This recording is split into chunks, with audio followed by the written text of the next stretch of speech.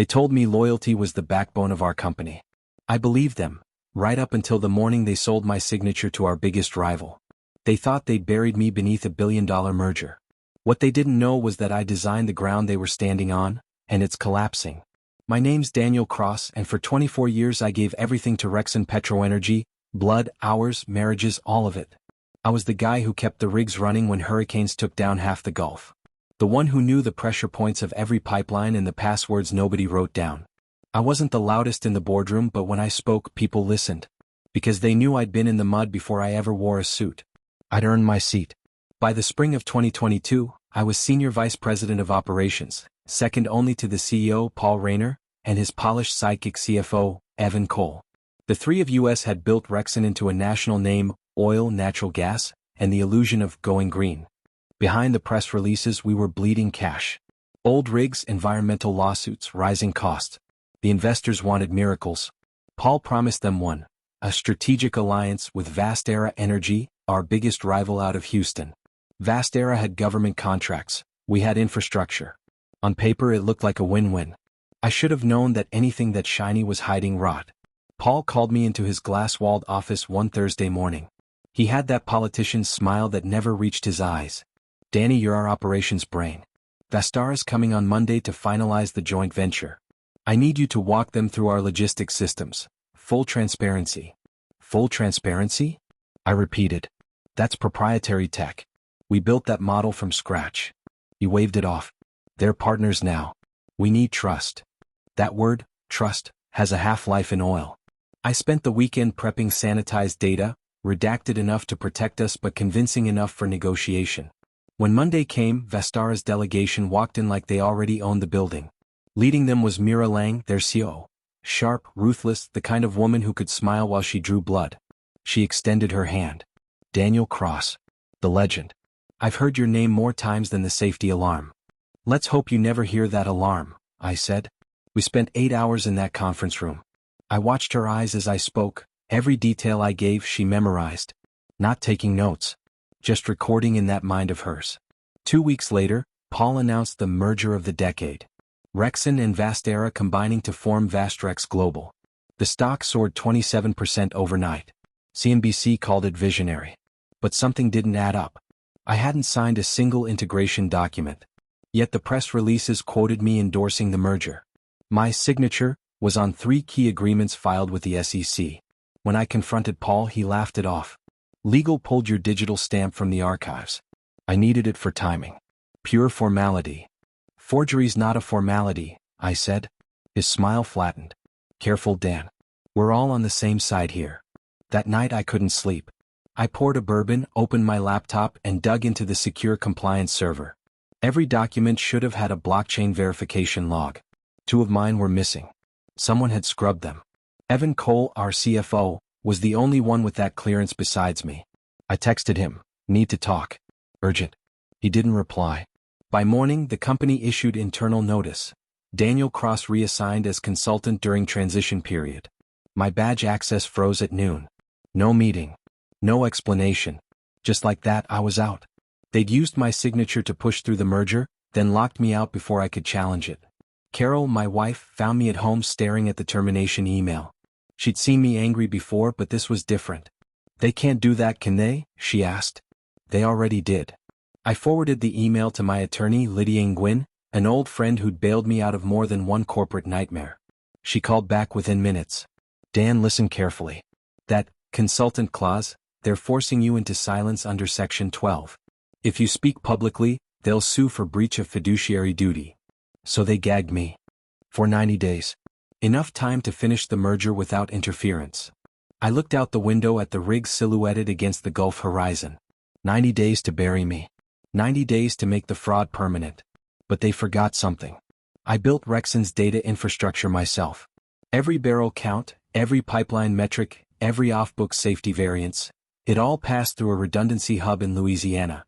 And I still had access to the physical backup. I booked a flight that night. Louisiana smells like salt, rust, and diesel, home to every secret this industry ever tried to hide. I drove to the Baton Rouge data center under the pretext of a personal inspection. The night guard still recognized me. "Mr. Cross. Heard you moved up in the world." Something like that, I said, signing in.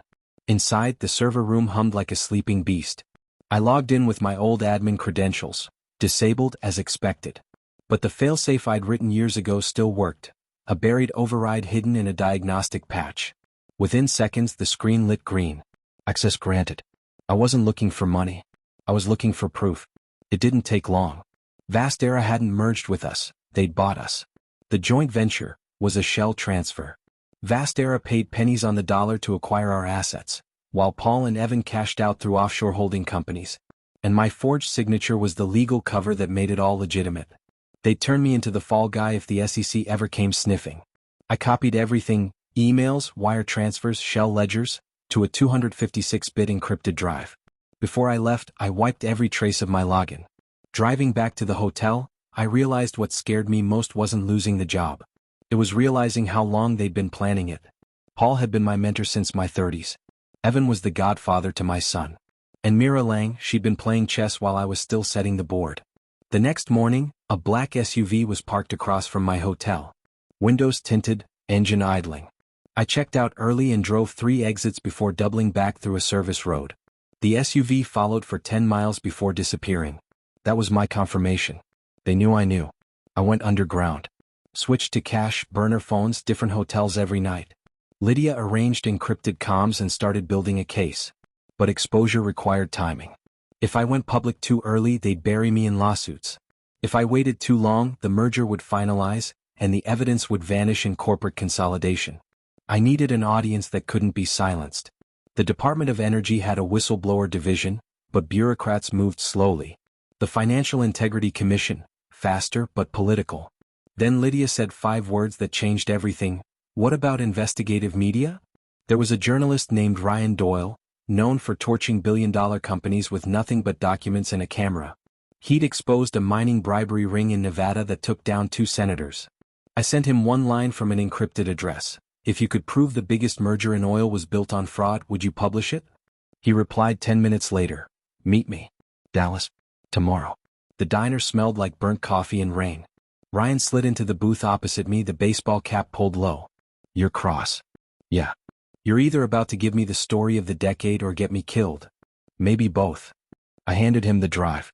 Everything you need's in there. Wire transfers, fake contracts, digital forgeries. Check the signatures. He scrolled through a few files on his laptop, eyes widening. Jesus, they used your credentials for federal filings. Yeah. And they're about to close in 3 weeks. He looked up. You know this goes nuclear, right? The DOJ, SEC, Energy Reg, everyone jumps in. That's the idea. He closed the laptop. You'll need protection. Once this drops, they'll come after you. Let them. 3 days later, the leak hit. The Wall Street Ledger, Reuters, Financial Wire, front-page headlines, Vestara-Rexon merger under federal scrutiny, whistleblower alleges forged signatures and offshore payouts. The story named me as the whistleblower. By noon, my phone lit up with reporters, lawyers, and one message from Paul. You just ruined your life. Maybe. But I'd also just taken the first swing in getting it back. That night, I sat in a motel off Highway 90 watching news footage of Paul and Evan being escorted out of Rexon's headquarters by federal agents. Mira Lang's statement hit next. Vastera is cooperating fully with investigators. She wasn't being arrested. Not yet. Because she'd played both sides. The leak had only scratched the surface. I still had the deeper files. Emails proving Mira orchestrated the entire scheme, using Paul and Evan as disposable intermediaries. And I wasn't done.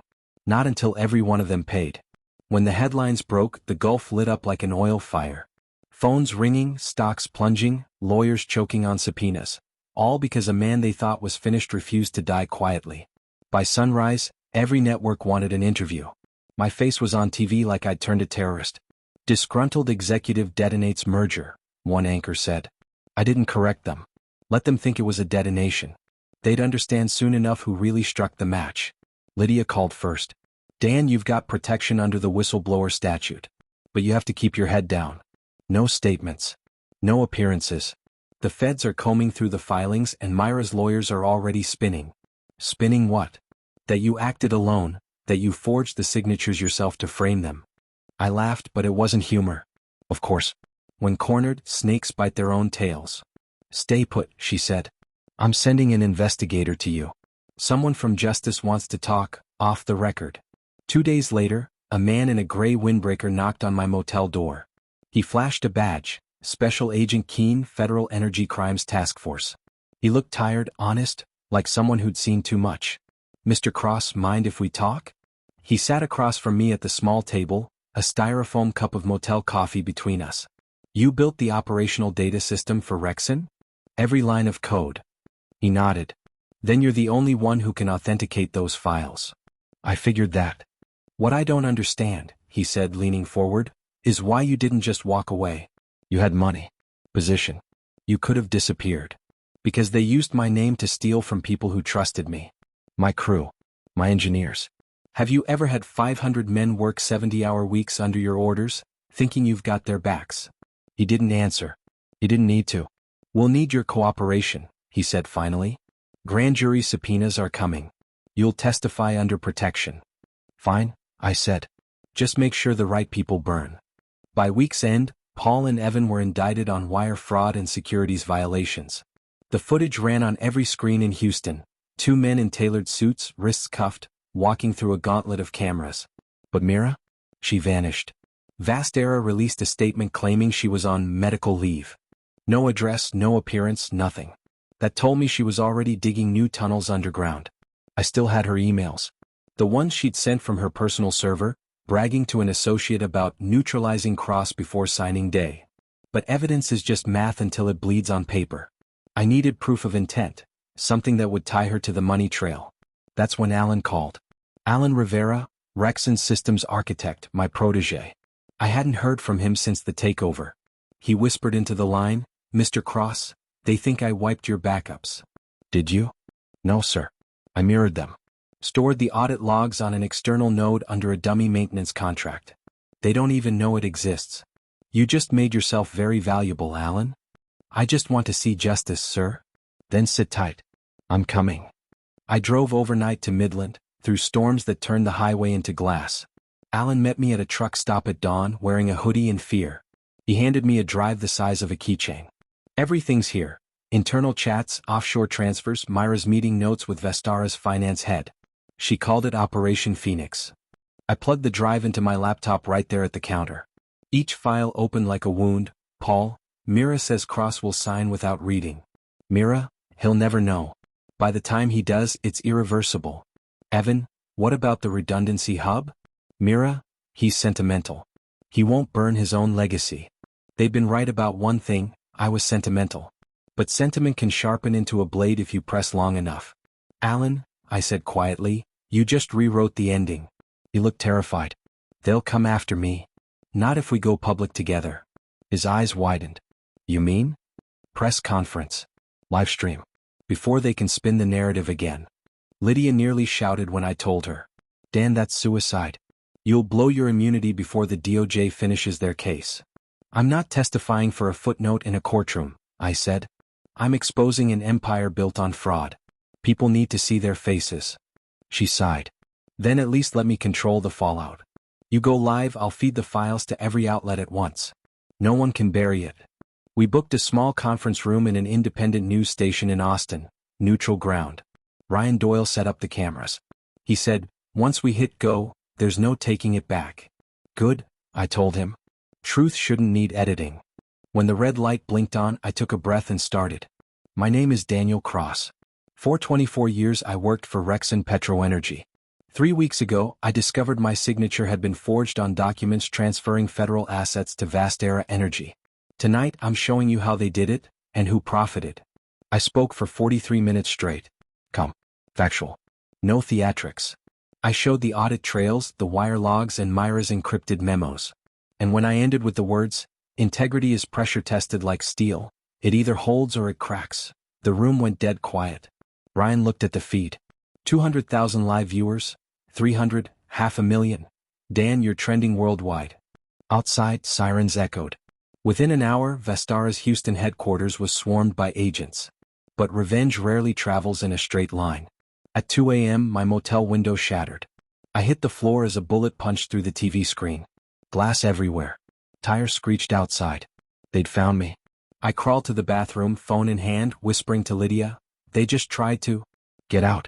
Now. I grabbed my go-bag and bolted through the back exit into the rain. A car horn blared. Alan. He'd been parked down the block watching. "Get in," he shouted. We tore out onto the highway, adrenaline drowning fear. "You okay?" he asked. "Alive." "That's enough." I knew who'd sent them. Mira had resources, private security, offshore money, friends in high places. And now, with the cameras rolling, she had a motive. But the shot had missed, and that was her mistake. You can't threaten a man who's already lost everything. By morning, we were 2 states away, hiding in a roadside diner in Oklahoma. Alan scrolled his phone. "Sir, the video's at 8 million views. #Crossfiles is trending. Myra's investors are dumping stock. Vastara's market cap's down 22%. I stirred my coffee. "It's not enough. Not until she's exposed by name." "You already did that." "Not with proof of intent. We have to tie her personally to the accounts." Alan hesitated. "There's one more drive. It's at the Dallas headquarters in the server safe. Only 2 biometric keys open it, hers and yours." "Mine?" "You were listed as backup signer before the merger. They never revoked it. So I can still walk in." He nodded. "If you can get past security." I smiled. "Who do you think designed their security?" 2 nights later, we drove into Dallas under fake IDs and construction vests. The Vastara Tower gleamed like a needle through low clouds. At 11 p.m., the lobby was half empty. Night shift, janitors, tired guards. Alan stayed in the van, feeding me camera loops through a tablet. I swiped a deactivated badge at the freight elevator. Nothing. Then I pressed the emergency override, typed a 6-digit code I'd buried in the system years ago. The light blinked green. On the 43rd floor, the air smelled of ozone and money. I walked to the biometric vault, placed my palm on the reader. For a second, nothing. Then, beep. Access granted. Inside was the data drive, labeled Phoenix Core Ledger. I pocketed it and turned to leave. Behind me, a voice said, "I was wondering when you'd show." Mira stepped from the shadows, heels clicking like gunshots. She wore black, calm as ever. "Breaking and entering, Dan? You've really fallen." I kept my voice steady. "You tried to have me killed." She smiled. "You think that was me? Please. You made enemies the moment you went on camera. Then let's add one more." I held up the drive. "This ends tonight." Her smile faltered. "You don't even know what's on that." "I know enough. Offshore accounts tied to your shell company in the Caymans, transfers from Vastara's environmental fund. You embezzled government money meant for cleanup operations." She took a step closer. "Give it to me and I'll make you rich again. Walk away, Dan." I looked at her, the power, the arrogance, the rot. Rich is what got us here. She moved first, lunging for the drive. I sidestepped, years of field work sharper than boardroom reflex. She hit the desk edge hard, gasping. I didn't wait. I ran. The elevator ride down felt endless. Alarms began blaring. By the time I hit the street, Alan had the van door open. "Got it?" I tossed him the drive. "Got her." The next morning, we uploaded Phoenix Core Ledger to every major outlet, regulator, and congressional inbox we could find. Inside those files, direct payment chains, private messages, falsified cleanup invoices, all leading to Mira Lang. By noon, the DOJ announced a new round of arrests. They called it the largest corporate environmental fraud case in a decade. Myra's photo splashed across every news feed. The woman who once smiled through boardrooms was now escorted in cuffs, head down, surrounded by cameras flashing like judgment. Paul and Evan's trials were postponed indefinitely. They'd flipped, agreeing to testify against her. I didn't celebrate. Not yet. Because justice isn't the same as peace. That night Alan and I sat on a bluff overlooking the highway lights. He said, "Sir, you did it. You took them all down." I watched the lights blur through the rain. "Yeah. But something tells me they'll try to rebuild. People like that always do." He frowned. "Then what now?" "Now," I said, "we make sure they can't. They say revenge doesn't bring peace. Maybe they've never watched a kingdom burn from the throne they were exiled from." The morning after Myra's arrest, the markets opened 15 minutes late. Vastara's ticker symbol, VSTG, plummeted like a dead bird. 30% were gone before the bell even stabilized. By noon, trading froze. Rexon Petroenergy, the company I'd built from the ground up, filed for bankruptcy protection the same day. 2 titans of oil reduced to rubble. The talking heads called it the cross effect. For the first time in months, I breathed without a weight on my chest. But peace wasn't what I wanted, not yet. The Department of Energy and the DOJ launched a joint investigation. They offered me immunity in exchange for testimony and access to every internal document I'd ever touched. I agreed with one condition: full transparency. No sealed deals. No quiet settlements. If we were going to expose corruption, it had to be public, the same way they'd humiliated me. 2 months later, I sat in a federal courtroom in D.C., under fluorescent lights that made everyone look guilty. Mira was there, wrists cuffed, jaw tight but unbroken. Paul and Evan sat beside her, smaller than I remembered. The prosecutors called me first. "Mr. Cross," the attorney said, "in your own words, explain what happened." I looked at the jury. Ordinary citizens trying to make sense of the chaos. "I built a company on trust," I began. "Then I watched people I called friends weaponize that trust for profit. They used my name to commit fraud, endangered hundreds of workers, and laundered millions in government funds. I didn't destroy them. They destroyed themselves the moment they forgot that loyalty still means something." The room was silent. Even Mira looked away. When the verdicts came down, guilty on all counts, I didn't smile. I just closed my eyes and thought of the rig crews who'd lost pensions, the engineers blacklisted for asking questions, the families who never saw justice. Until now. But the revenge wasn't complete. Not for me. Because destruction without rebuilding is just chaos. I wanted to rebuild something better, something honest, even if it carried my scars. So I started over. I called it Crossline Energy, a cooperative founded on transparency, renewable transition, and profit sharing for employees. No golden parachutes. No silent partners. Every transaction visible, every contract public. When we launched, nobody believed it would survive. The oil giants laughed, saying no company built on ethics could last a year. 6 months later, we had our first federal contract. A $1 billion infrastructure upgrade for offshore safety networks, funded by the very agencies that had dismantled Rexon and Vastera. Irony? Maybe. But I called it balance. One afternoon, while reviewing blueprints in my modest Houston office, my assistant buzzed in. "There's a visitor asking for you. Say you know him." It was Alan. But this time he didn't look scared, just proud. He handed me a flash drive. "Remember those clean energy prototypes we shelved back in 2018? I finished them." I laughed. "You never stop, do you? You taught me not to." That night we stayed in the office till midnight, drafting the proposal. It wasn't oil. It wasn't gas. It was hydrogen, the bridge between what we were and what we could be. For the first time since all this began, I felt something real. Purpose. A few weeks later my phone buzzed. Unknown number. When I answered, a calm voice said, "Mr. Cross, this is the Secretary of Energy. I wanted to personally thank you for your cooperation. The reforms inspired by your case have already led to 12 new oversight bills. We call them the Cross Standards." I didn't know what to say. For once, words weren't enough. "Just promise me something," I said. "What's that?" "Don't let people like them build empires on lies again." News outlets ran documentaries for months. The man who took down big oil corruption. Some painted me a hero. Others called me a traitor. I ignored both. I wasn't either. I was just a man who'd finally stopped mistaking silence for loyalty. Mira got 12 years. Paul got 8. Evan cooperated, got 2 and a lifetime ban from corporate boards. Me.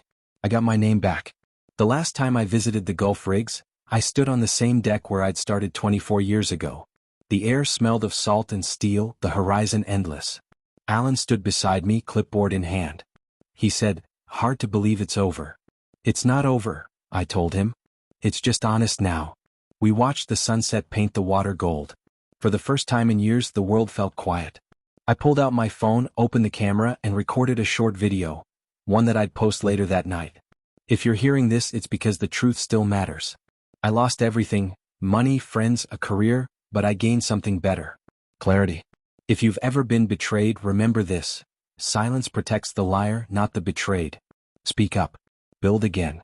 My name is Daniel Cross, and this was my story. The next morning, that video hit 1 million views in 12 hours. Thousands of comments poured in, people from oil fields, small offices, even students, all saying the same thing: "Thank you for proving good men still fight back." That's when I realized revenge wasn't destruction anymore. It was an inspiration. And sometimes, the loudest justice is the one that doesn't whisper back. If Daniel Cross's story moved you, if you felt that rush of justice when truth finally won, don't just scroll away. Backhand index pointing right like this video, share it with someone who's been betrayed, and drop a comment about what loyalty means to you. We're building a community where stories like this find their voice. Help us reach our goal of 5,000 subscribers, because here on Betrayal Nation, truth doesn't stay buried.